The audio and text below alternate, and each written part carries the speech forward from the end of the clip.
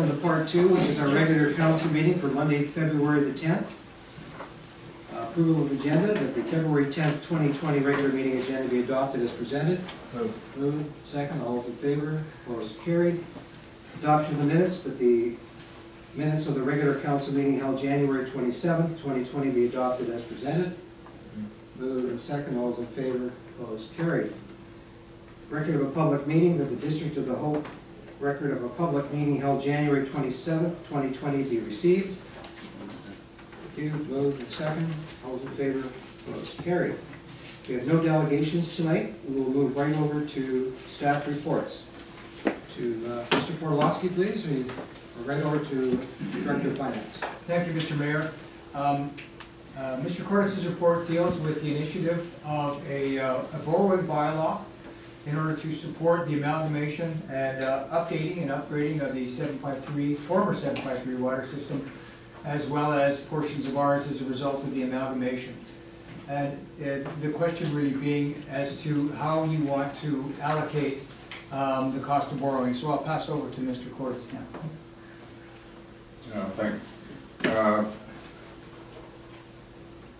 First of all, I have to apologize. The report is kind of short, but I was pressed for time getting back from a medical appointment, so I can expand on it verbally if there's more questions. So, staff, two things. I don't believe I was at the meeting, but I believe at a previous council meeting, council had made the wish that they wanted to spread the cost of borrowing over district-wide.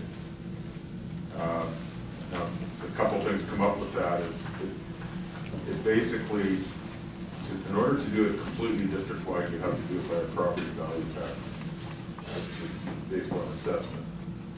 And the other option, and it can't be district-wide, is basically a parcel tax, and you can only levy that on a property that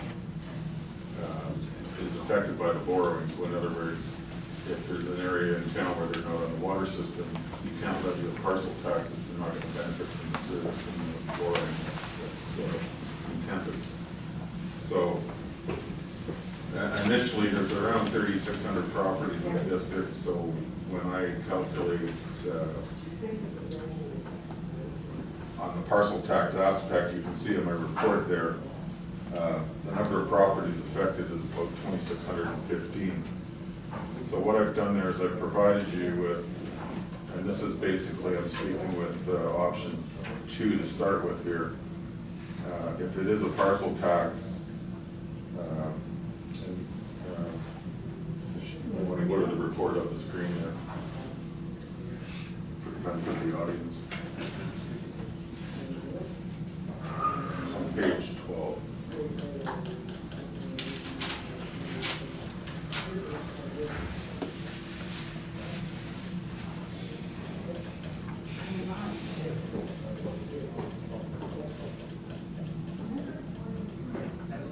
So, if the borrowing was over 15 years, and these are the estimated debt repayments annually for the term of each example there.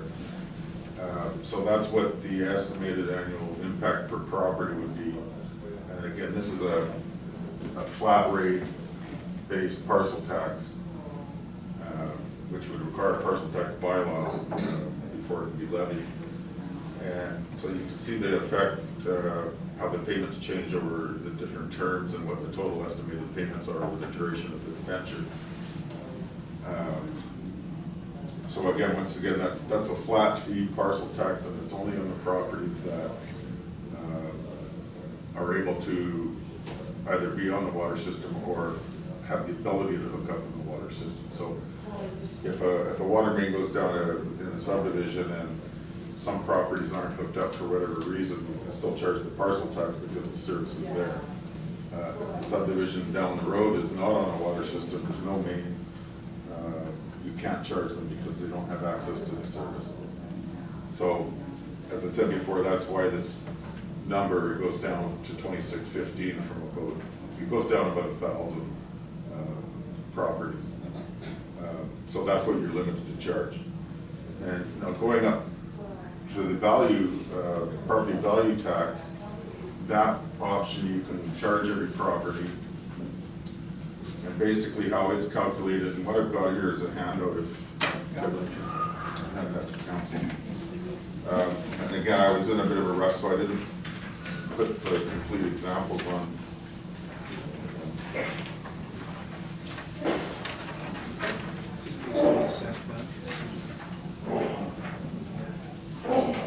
So, Jessica, you just go one page up. And Dale's gonna speak to that, right? So in my under number 1 there, I just used the, where you see the examples of a $350,000 property and a $500,000 property. You can see that it's $34.90 per year and $49.85. What I didn't include in my report was the other two terms of 20 and 25, which is what's in the handout there. So you can see that they go down as the number of years in the term of the debenture increase. Now, one thing that should be noted in this option is that every year we're still going to be needing to raise that fixed estimated debt repayment that you saw on the previous page. So if the assessments go up, and that's been the trend obviously in years, then the rate that's going to be charged is going to go down. But that doesn't mean that if somebody's property goes up, then they may pay a little more, but if their assessments stay the same or go down, they're going to pay less. I can't give you a total like I did in the other example, because these are basically a variable amount each year depending on assessments, so I can't give you a grand total of what the amount would be over 15, 20, 25 years. Only that that's in the ballpark of based on this year's assessments that I'm showing you the example. So the rate you see there is 0.0997 per thousand, so basically 10 cents per thousand.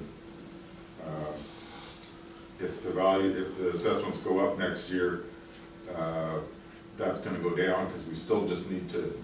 The amount of payments on our debt does not change over the term of the debenture. It's a fixed principal and interest payment over the term of each of the 15, 20, 25. So obviously if the assessments go up, the rate goes down, and then, as I said, everybody's assessment is going to dictate what they would pay on the property value tax. So it would be a separate line item on the tax notice stating that amount. So it's not built into the municipal tax that shows on the regular tax notice.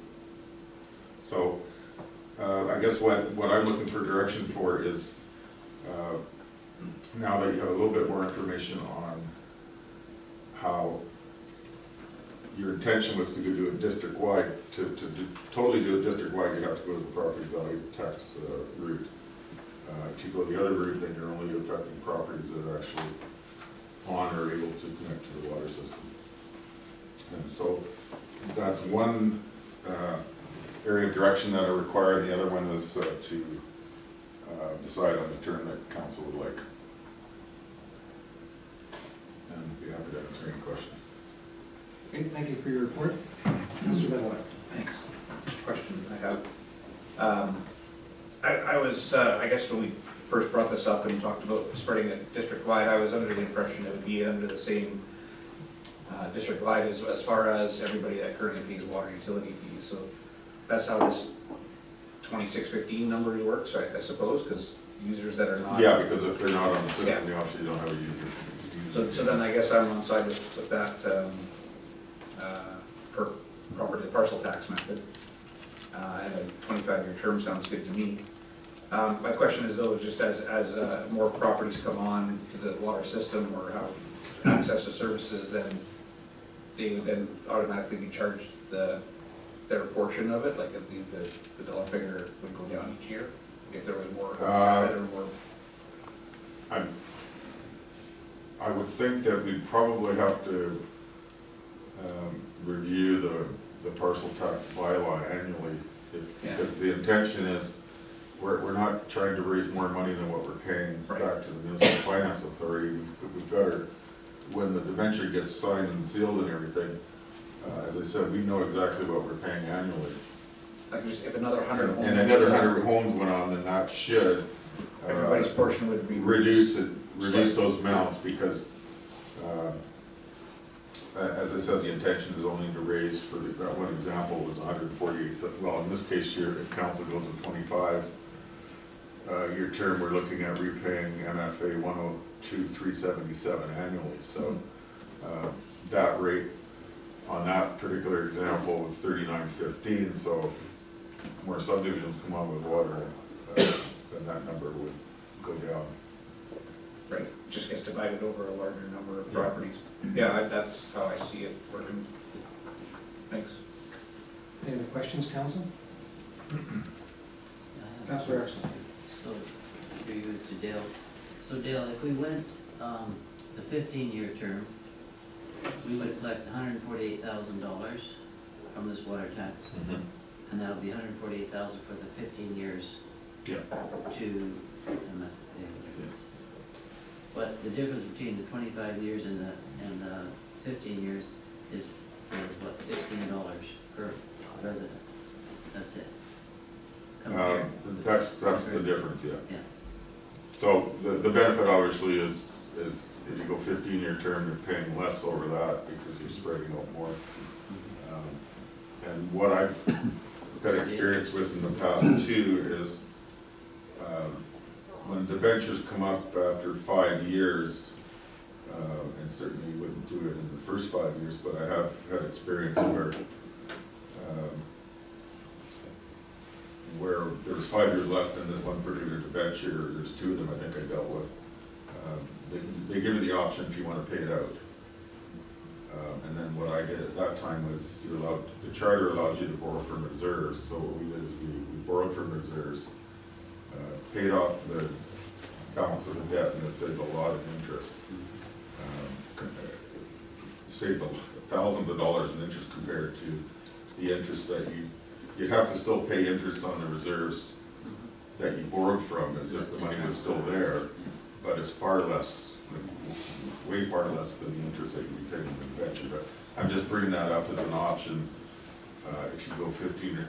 Like, you probably wouldn't be able to do that on a 15-year term because the payments are higher, but say you've got a 20 or 25-year term debenture, and then after year 15, they give you a notice that you know.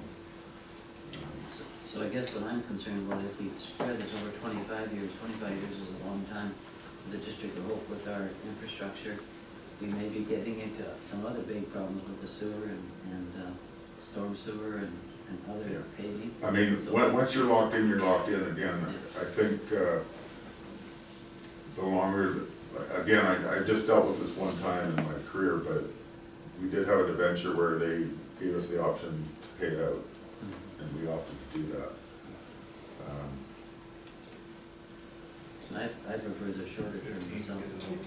I prefer- So keeping with Councilor Erickson's theme there, if you look at the 5663 spread out over the year, it's only $4.72 more a month. Yeah, it's very good. So I would be in favor of looking at a shorter term as well. A few $100,000 in interest too, I should have thought. Yes.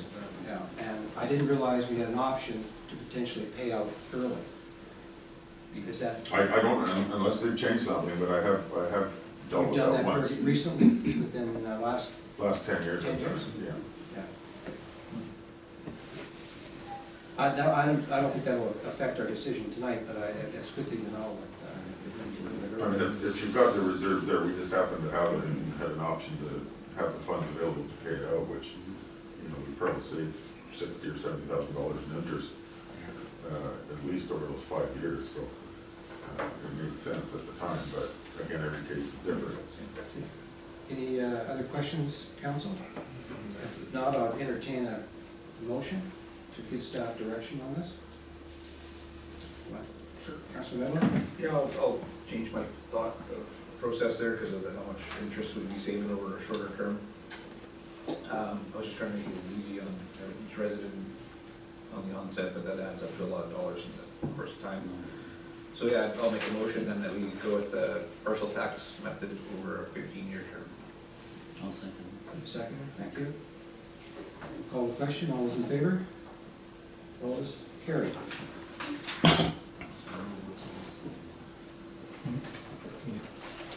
Curtis.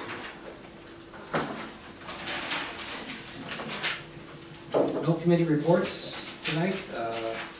Mayor and council reports, a couple items, and we'll move along. I attended the Fraser Valley Regional District Board and Hospital meeting, nothing to report at this time. I also attended the Regional District and Corporate Services Committee for the Regional District, and nothing that will affect our community at this time as well. I had the pleasure of attending the Ride to Conquer Cancer carving dedication at the rec center.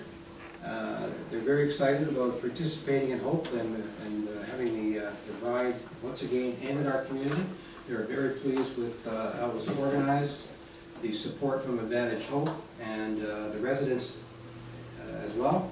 So we're off and well on their way for a successful ride again this year. I had the pleasure of representing our community at the Emperor of Japan's 60th birthday reception. It was hosted by the Consul General Takahashi Hattori, who had been to our community in October to reconnect with sister cities from across the province.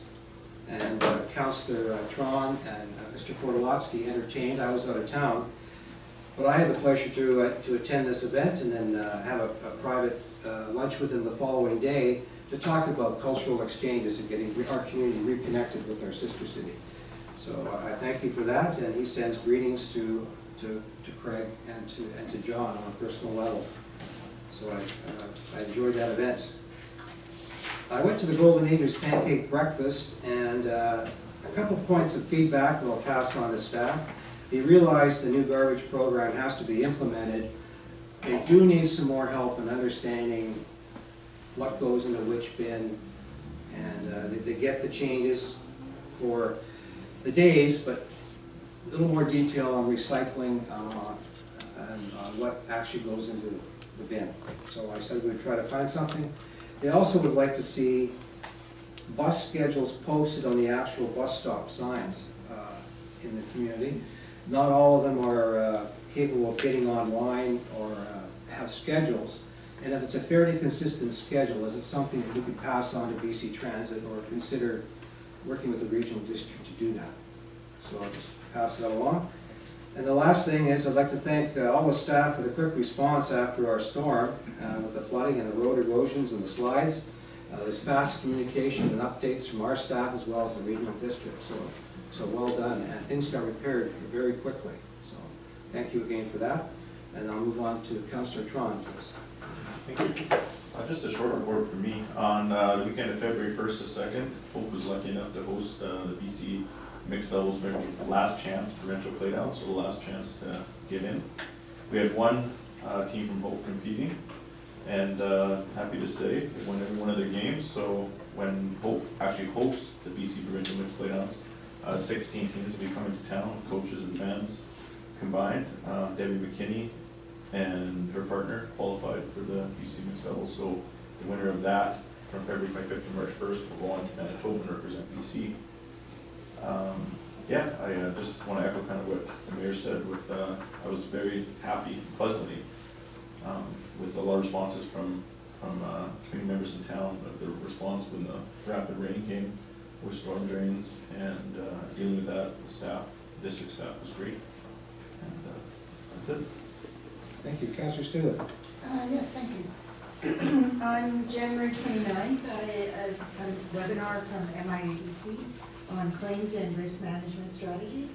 And it was excellent. It was all about policy making and make sure that our policies are easy to manage in a timely fashion and that we follow our policies that are in place. It was a really big webinar. And also on January 29th, I had a teleconference, and it was about self-advocating for accessibility and how, not everyone's needs are the same. Sometimes a person's needs can be met easily, and other times it could take an entire movement of a community to make the community more friendly and inclusive.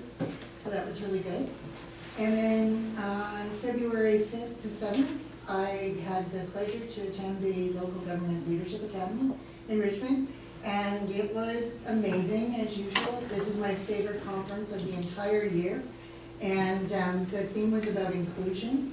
And some of the highlights, we talked about inclusive housing, inclusive and accessible communities, and being meaningfully accessible.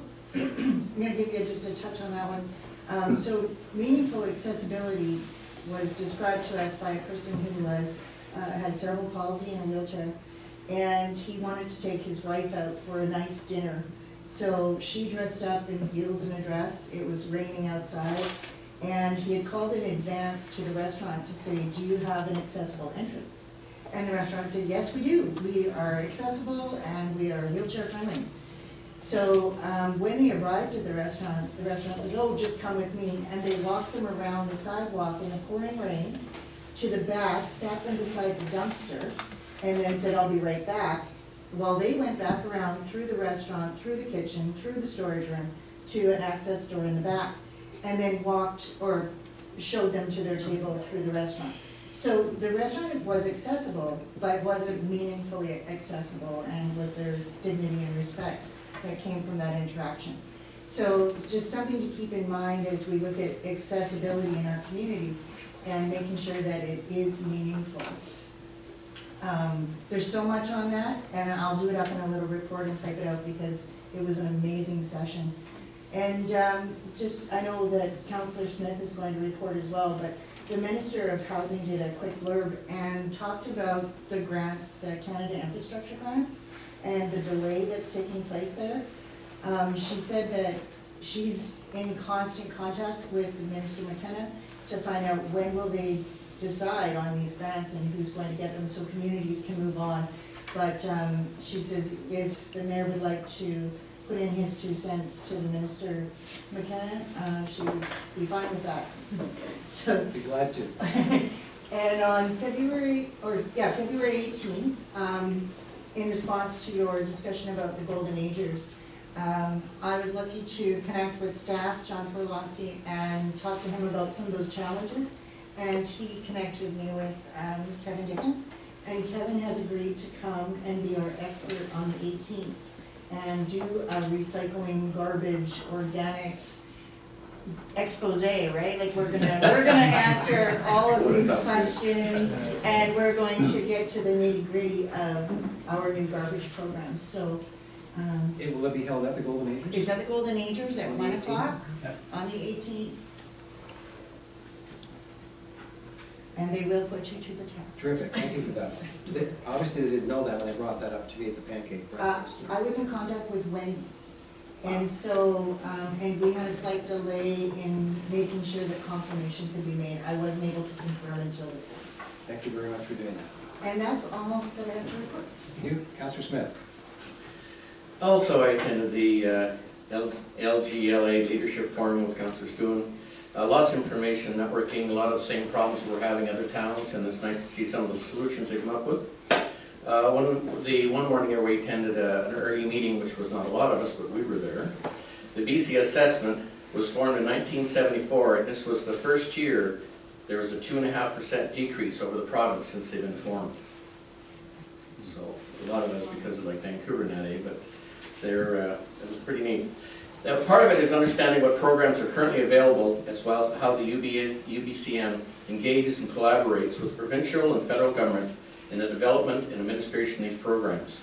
And by attending these meetings, you get a lot of understanding on how different people have handled stuff, and how fortunate we are with our staff and how efficient we actually are running compared to some of the problems in other towns, so appreciate that.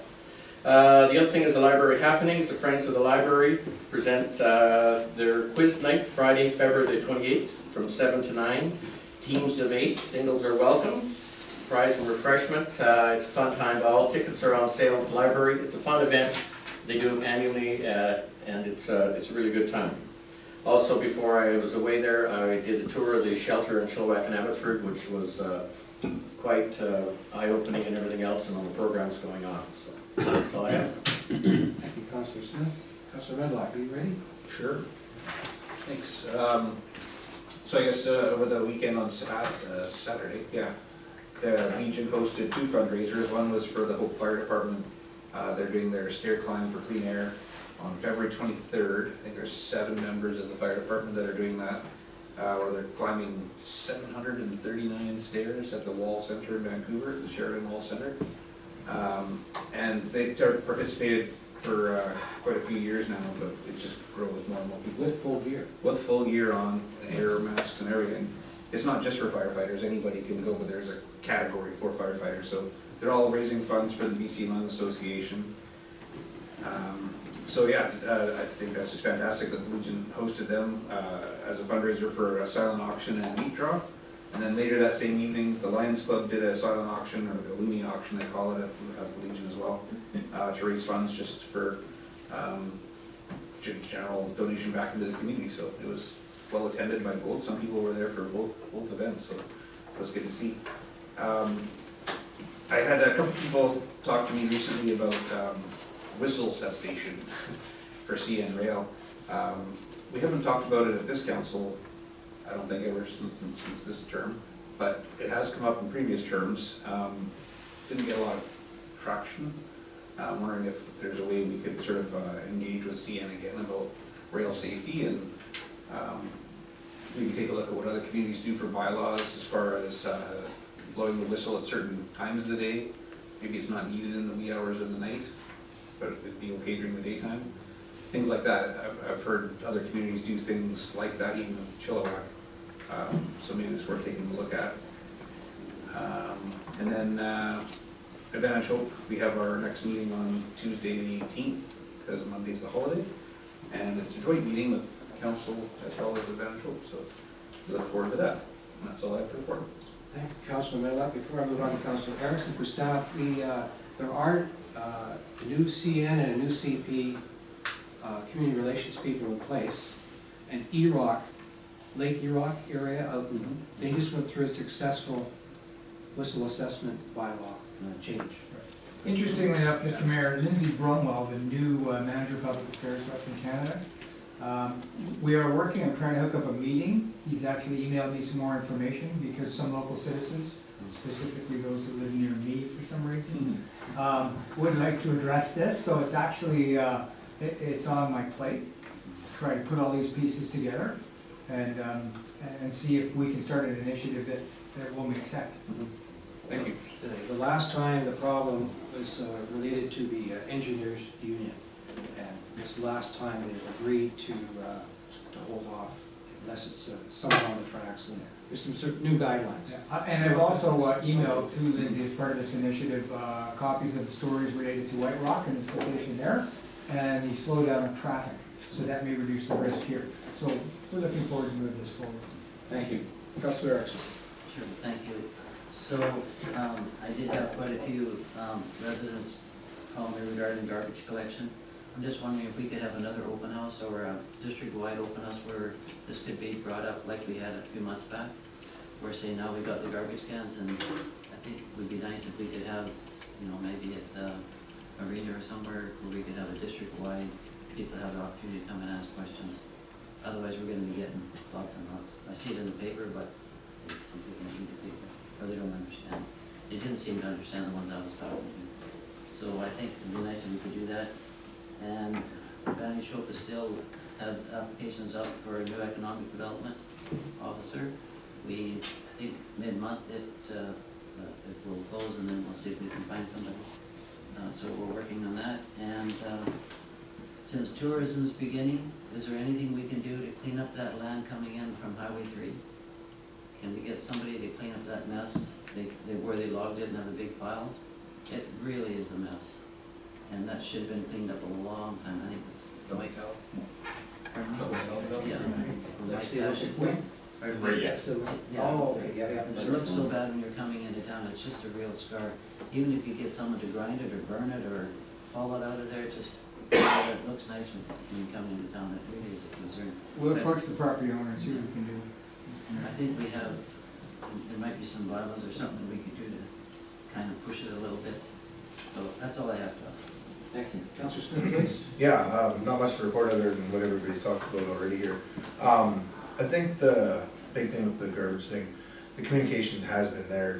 People didn't think it was going to happen. Now that the bins are out, now they want more communication on it. So I do appreciate staff's time. And I know the girls upstairs too, getting phone calls all the time. So the answers are there, and I thank staff for taking the time to get these people the answers that they need.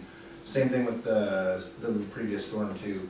I had 2 people come to my shop and complain to me about the potholes, and I said, can we just let them get other stuff cleaned up first, then they'll hit the potholes, like, everybody wants it right now, so I do appreciate Kevin and your team doing what you guys are dealing with out there, so, other than that, I have nothing else to report. Okay, thank you, council. Let's move right on to permits and bylaws. And next up is the District of Hope Official Community Plan Amendment Bylaw number 1471, 2019, 19746 and 19743 Foster Road. So I'll read the motion that the District of Hope Official Community Plan Amendment Bylaw number 1471, 2019 be given third reading in order to redesignate the properties legally described as 19746 and 19743 Foster Road from the land use designations of country residential and urban suburban residential to comprehensive development. Move. Second. Any discussion? Question? Councilor Medlock. Just one question through to staff, if I could, came up at the public hearing, which was the written response. His concerns were about building locations specifically, and then collection, disposal, and runoff of seepage towards the creek and back towards properties along Silver Hope Road. So I assume that it's understood where, obviously, the area, buildable area has been identified. But what about the seepage of any rainwater or anything like that? Is that all have to come into account as far as building sites go? Your worship, through you, typically the qualified professional that's engaged in sort of providing designs take that into consideration as part of sort of what's going to be sort of proposed number of bathrooms, you name it. So does each new building have to have its own identified safe area, or is that whole location? Going back to sort of the comments that were made during the public hearing as part of my description, the area is safe, but you still need to have flood mitigated Construction heights and all that. construction heights and all that. Yes. Okay. Yeah, thank you. Councilor Smith. Yeah, I went and walked around the property there a little bit there, but it's kind of gated off. From the development from Creekside to the Foster Road, I believe it's been cleared out in there previously. Will that be considered a road then eventually? Like, will they road that piece, or is it still gonna be the access from Foster Road, I guess, where it's gated now, would be considered gated now by the developer? The District of Hope officially recognizes the Foster Road entrance. Entrance, okay, thank you. Councilor Tron. Yeah, mine's just strictly for clarification, I guess. You were saying there's 12 existing cabins on the property? Yeah, it was clarified during the Yeah. public hearing, yes, correct. And then they're looking to put another 12 cabins. Additional 9, 10, 22 in total. Okay, Yeah. 22 total. And then on top of that, like I know it's an upcoming trend and all this stuff I've seen on TV as well, but I'm confused with the tiny homes. Like, how does that do with sewage? And are they movable on the property or? Tiny homes typically are no different than RVs. They're like on like a car trailer built or? They would have to have wheels on it. In accordance with what the hazard assessment indicates, the fact of the matter is that if there is a flood event taking place, these tiny homes or RVs need to be on wheels and easily movable onto higher grounds. Okay. Councilor. So I just have one question. So what my concern with the tiny homes is, what are they gonna do with the sewer systems? Are they contained in the, and then they have to go to a dump place? And dump it to be similar as a travel trailer? Correct. Okay. So there won't be dumping, there won't be septic on each one of those tiny homes? There would not be septic for each one of those tiny homes, no. And there's gonna be no more buildings in the A area, There would be no buildings except preservation of the existing. existing on the A area. Councilor Smith. So how did they get the garbage picked up there and then bring it out to the road there? I was just down there with me today. How was that down there? How would that be done? I'm just asking some questions, no. I can tell you what happens now, Yeah. is that the truck just comes to the gate of Foster Road. Okay. And the garbage has to be taken to the gate. Okay. How's it And gate the new going bins from? have been delivered and they're at the gate. Yeah, no, it's very clean, too, though. I was down there. Thank you, just curious. Any other questions, council? If not, so I'll call the question. All those in favor? Opposed? Carried. The next one, District Zoning Amendment Bylaw number 1470, 2019, 19746 and 19743 Foster Road. That the District of Hope Zoning Amendment Bylaw number 1470, 2019 to rezone the property at 19746 and 19743 Foster Road.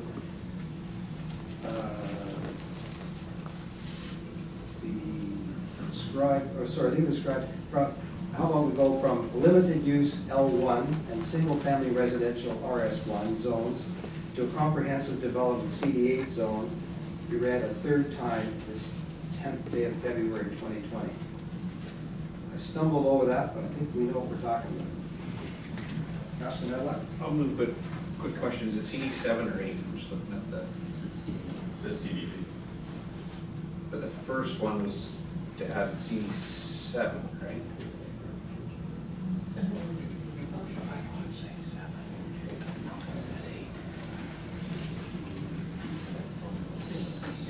Your worship, through you, there's another property that has the CD7 on the books, however, it's not been approved by bylaw yet, it's in third reading. And however, the clarification is we got this up to CD8. Yeah, so the last bylaw, 1471, was that not CD 7, is that not what it said? I didn't see it. Didn't say in the first one. I'm looking on page, You're correct, it did say it in the text of the bylaw itself, like the zoning aspect of it, yeah. But not on the agenda. yeah. But it's been corrected in the sense that Okay, so it it's, is CD 8. it doesn't change the intent of the bylaw. Okay, I just want to make sure we're on the same Okay. page, thank you. Councilor Medlock's our detail guy. So I make the motion. Okay. As we read. And second, okay. Any other discussion? All those in favor? Opposed? Carried. Correspondence, accounts payable checking listing, that the accounts payable check listing for January 2020 be received. Moved. Second, all those in favor? Opposed? Carried. And that for information correspondence list dated February the 10th, 2020 be received. Moved. Second, all those in favor? Opposed? Carried. There's no other pertinent business. At this time, we'll entertain any questions from the public for items relevant to the agenda that were not part of the public hearing. Anyone wants to speak about any other agenda items? Yes, sir. It was in regards to the bylaws that you were just talking about. I missed the first part of the meeting. I had another commitment. And I was wondering if I could say a few words. You cannot, sir. The public meeting's closed. For that portion, you cannot speak to that. Is that not correct, staff? Yeah. The, Can I speak to the sewage issues that were no, raised sir, here? you cannot. You had that opportunity during the public hearing. Okay. Okay, thank you. The next regular meeting is Monday, February the 24th at 7 p.m. here in the council chambers. At this time, a resolution to proceed to closed meeting, that the meeting be closed to the public to consider matters pursuant to Section 90, labor relations or other employee relations, and Section 90, the acquisition, disposition, or expropriation of land or improvements. So moved. Second. All right. Closed.